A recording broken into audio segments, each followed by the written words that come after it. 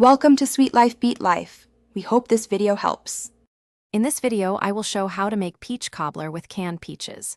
Preheat oven to 375 degrees F and drain one 29-ounce can of peaches while you mix the filling.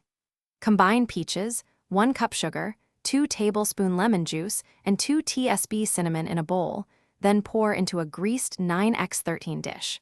Prepare a simple biscuit topping and bake until golden and bubbly for a comforting dessert. For the filling, taste the peaches before adding sugar to avoid oversweetening. Canned peaches vary widely in syrup. Use 1 tablespoon cornstarch mixed with a little water to thicken if needed, and balance flavor with 1 tsp vanilla and 2 tablespoon lemon juice. Cinnamon and a pinch of salt brighten the fruit, while a splash of bourbon or amaretto can add warmth. Keep the mixture evenly coated and spread in the dish.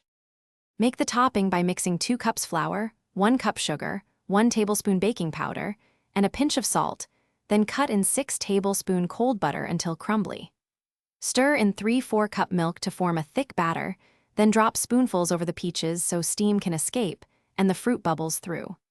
Bake 35 to 40 minutes at 375 degrees F until the topping is golden and juices are thick and fragrant. Thanks for watching. Consider subscribing if we helped you.